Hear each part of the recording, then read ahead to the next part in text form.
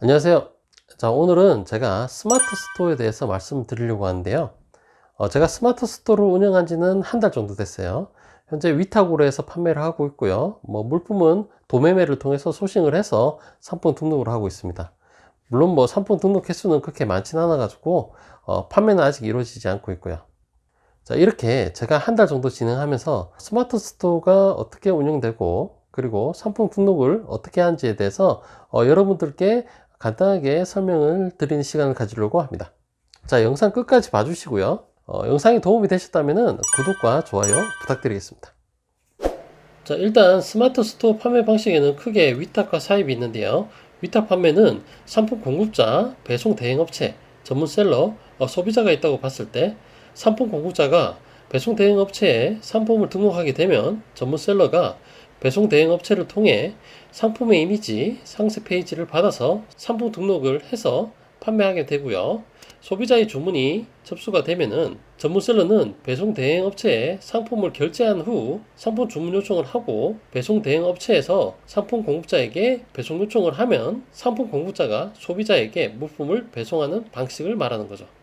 장점으로는 물품이 없기 때문에 재고 부담이 없죠. 그리고 포장, 배송 이 부분도 크게 부담은 없습니다. 그리고 별도의 상품 이미지 및 상세 페이지 작업을 하지 않아도 됩니다. 왜? 공급사나 배송 대행업체를 통해서 이미지를 받을 수 있으니까요. 하지만 이렇게 제공된 이미지와 상세 페이지를 그대로 갖다 쓰시면 노출이 안 될 수 있기 때문에 반드시 조금 손을 봐주시거나 나름 꾸며서 사용하시는 게 좋을 듯 합니다. 네 번째로, 반품 교환 부담이 없죠. 물론 중개사로서는 CS에는 책임이 있습니다. 자, 다섯 번째로, 소자본 투자 진행이 가능하다는 거죠. 무자본 아니에요. 소자본이 있습니다. 자본 어느 정도 있어야 돼요. 자, 왜냐? 주문 요청할 때는 선결제가 필요하니까요. 자, 단점으로는 물품이 없다 보니까는 물품의 재고 수량을 파악하기가 어렵고요. 그리고 배송 전에 물품 검수 안 되죠. 그래서 분량을 가려내기가 좀 어렵습니다. 그리고 세 번째로, 가격 경쟁으로 인해서 마진율이 좀 낮습니다. 왜냐? 요즘 위탁 판매자들이 너무 많이 늘어서 서로 판매를 하기 위해서 경쟁이 좀 치열해요. 그러다 보니까 단가가 떨어질 수밖에 없겠죠. 자, 사입 같은 경우는 공급사로부터 물품을 대량으로 구매한 후 판매하기 때문에 개인이 공급사인 동시에 판매자가 되는 거고요. 그 사입의 장단점을 본다면은 위탁 판매하고 반대예요. 상품의 재고, 포장, 배송, 반품, 교환, AS 모두 부담을 해야 되는 부분이고요. 상품의 이미지, 상세 페이지까지 셀프로 다 작성을 하셔야 돼요. 그리고 장점으로는 재고 파악이나 분량 검수는 당연히 가능하겠죠. 그리고 대량 구매로 공급사와의 가격 조율이 가능하겠죠. 그에 따라서 아무래도 위탁 판매보다는 좀 마진율을 높이 잡을 수는 있겠어요. 스마트 스토어를 처음 시작하신 분들은 일단 먼저 위탁 판매로 먼저 시작을 하셔가지고 판매의 방식이나 소싱하는 방법을 먼저 습득을 하시고, 그리고 시장의 흐름을 좀 파악해서 좀 잘 팔리겠다 싶은 상품이 있다 싶으면은 그때 사입을 해서 진행하시면 되겠습니다. 그럼 스마트 스토어에 상품 등록하는 방법에 대해서 알아보도록 하겠습니다. 자, 먼저 도매매 사이트에 들어갑니다. 도매매와 도매쿡은 다릅니다. 도매매 같은 경우는 낱개로 판매가 가능하기 때문에 보통 위탁 판매로 하고요. 도매쿡 같은 경우는 최소 구매 수량이 정해져 있다 보니까는 이건 사입 판매용으로 보시면 돼요. 자, 먼저 로그인을 하시는데 반드시 사업자 회원으로 로그인 하셔야 됩니다. 왜냐면은 사업자 회원이 아니면은 이 가격이 안 나와요. 가격이 있는 자리에 사업자 전용이라고 떠요. 그렇기 때문에 반드시 사업자 회원으로 로그인 하셔야 되고요. 자, 그 다음 판매할 물품을 소싱하는 거예요. 저는 후리스를 볼게요. 자, 판매가는 이렇고요. 자, 그 옆에 이미지 다운을 누르시면, 자, 이렇게 하단부에 이미지와 상세 페이지를 다운받는 데가 있어요. 이거 다운받으시면 되고요. 자, 그러면은 도매매에서 하는 거는 여기서 끝났어요. 자, 그러면 스마트 스토어로 넘어와서 상품 관리에 있는 상품 등록으로 들어가시면 되고요. 카테고리, 자, 여기서 주의하실 게 카테고리와 상품이 맞지 않으면은 등록이 안 될 수도 있습니다. 본인이 상품에 대한 카테고리를 정확하게 모르겠다 하시면은 비슷한 물품을 다른 쇼핑몰에 조회하면은 이렇게 카테고리가 표시가 되어 있어요. 자, 이거 그대로 따라 하시면 됩니다. 자, 저는 후리스니까 홈, 패션 의류, 남성 의류, 자켓으로 나오네요. 자, 상품명은 도매매에 있는 상품명 그대로 써도 되지만 그럼 동일 상품으로 인식돼서 상인 노출이 좀 어려우니 키워드에 맞게 본인 스타일로 작성하시면 돼요. 자, 대신 쓸데없이 부호나 기호를 거기다가 기입하시면은 네이버에서 별로 안 좋아하니까는 그런 건 다 빼고 그냥 띄어쓰기만 하시면 돼요. 자, 저는 남녀 공용, 후드, 자켓, 기모, 후리스, 집업이라고 적었어요. 다음 판매가 볼게요. 자, 가격 산정은 공급처에 보면은 공급처에서 최저 금액으로 해달라고 하는 부분이 있다고 하면은 그 부분에 맞춰가지고 하셔야 되고요. 그리고 도매매의 상품명을 그대로 복사해서 검색하다 보면은 다른 쇼핑몰에 이게 얼마에 팔리고 있는지 보시고 거기하고 비슷하게 금액을 맞춰가지고 기재하시면 됩니다. 저는 다른 쇼핑몰에 확인해 보니 판매가가 29,900원, 뭐 할인이 6,000원 해서 할인된 전체 금액이 23,900원에 판매가 되더라고요. 저도 똑같이 적었어요. 자, 판매 기간은 따로 설정하지 않고요. 자, 부가세는 과세상품으로 설정하시면 되고, 그 다음 재고 수량은 크게 중요하지 않아요. 요거는 그냥 아무렇게나 적으셔도 돼요. 다음 옵션. 자, 단일 상품이 아니면 대부분 옵션을 설정해야 돼요.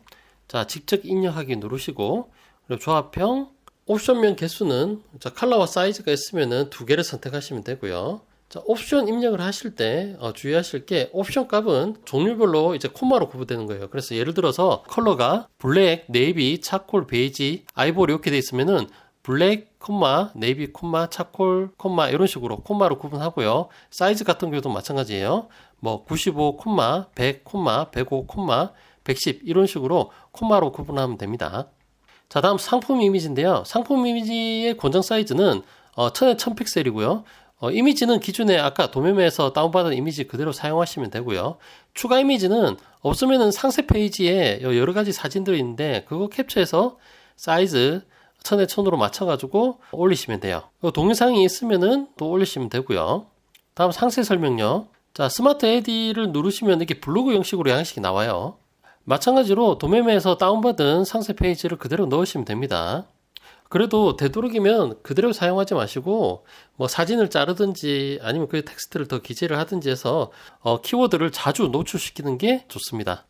그 다음 상품 주요 정보는 모델명하고 제조사는 도매매 상세 페이지에 나와 있으니까 그대로 쓰시면 되고요. 뭐 브랜드는 개인 쇼핑몰 이름 쓰시면 됩니다. 자, 그리고 상품 속성은 최소 1개 이상은 선택하셔야 돼요. KC 인증은 지금 저 같은 경우는 후리스를 올렸기 때문에 따로 받을 필요는 없어요. 근데 뭐 전기를 사용하는 제품이거나 아니면은 뭐 유아용품들 같은 경우는 반드시 KC 인증이 필요한 부분인데 이 또한 도매매 사이트에 보면은 인증 번호하고 다 나와 있으니까는 그대로 기입하시면 됩니다. 그리고 원산지는 도매매에 나와 있으니까는 뭐 그대로 기재하시면 되고요. 상품 상태는 신상품, 그리고 제조일자하고 유효일자는 따로 뭐 기재할 필요는 없고요. 미성년자 구매는 가능으로 해놓으시면 됩니다.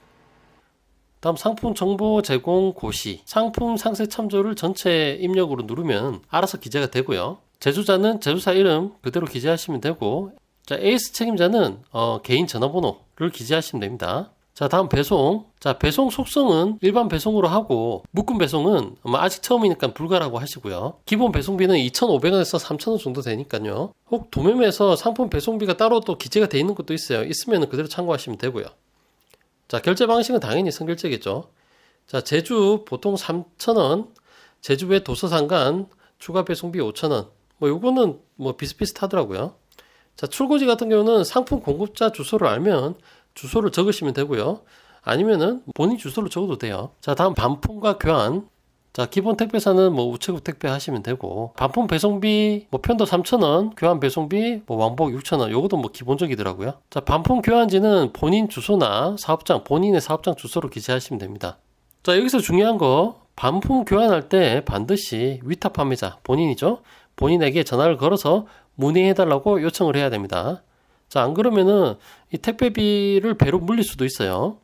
다음 AS하고 특이사항. 자, 개인 전화번호 적으시면 되고요. AS 안내는 AS를 원하실 경우 반드시 판매자와 연락해 주시길 바랍니다. 해주세요. 모든 CS는 위탁 판매자가 책임이 있으니까요. 자, 다음 구매와 혜택 조건이에요. 상품 구매 시 주는 포인트인데요. 저는 상품 구매 시 100원, 텍스트 리뷰 50원, 포토 동영상 리뷰 시 100원 정도 하시면 되는데 잘 모르겠으면은 비슷한 상품이 어떻게 올려졌는지 확인하시고 참고하시면 돼요. 그 다음 검색 설정요. 자, 태그 부분은 카테고리, 브랜드, 판매처명이 포함된 태그는 등록이 안 되니까 다르게 기재하시면 돼요. 자, 저는 후리스 메인 타이틀과 비슷하게 후드 점퍼, 기모 자켓 이렇게 설정을 했습니다. 페이지 타이틀과 메타 디스크립션은 안 적어도 기본값으로 자동 적용되니까 신경 안 쓰셔도 됩니다.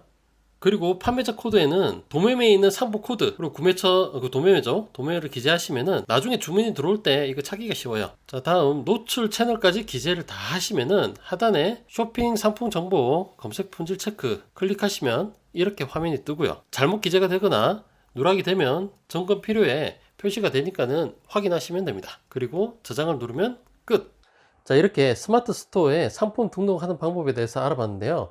상품 등록하는 방법에 대해서 제가 따로 하부 쪽에 여기 링크 여기 달아 놓을 거예요. 이 링크 확인해 보시면 되고요. 자, 스마트 스토어의 시장이 이미 뭐 레드오션이다 이런 얘기를 많이 하는데요. 저도 실제로 해보니까는 정말 다른 사람 거 그대로 베껴 쓰고 다른 사람 하는 방식 그대로 똑같이 한다고 하면은 이거는 레드오션이 될 수밖에 없어요. 그 경쟁에 제가 들어갈 수도 없어요. 하지만은 뭐 제가 제 스토어를 뭐 이쁘게 꾸미고 또 관리하고 또 마케팅 전략도 제대로 짠다고 하면은 뭐 이 또한 제 나름의 또 블루오션도 될 수 있다 이런 생각도 들긴 드네요. 자, 오늘 영상은 여기까지 하는 걸로 하고요. 다음에도 더 좋은 영상으로 찾아뵙도록 하겠습니다.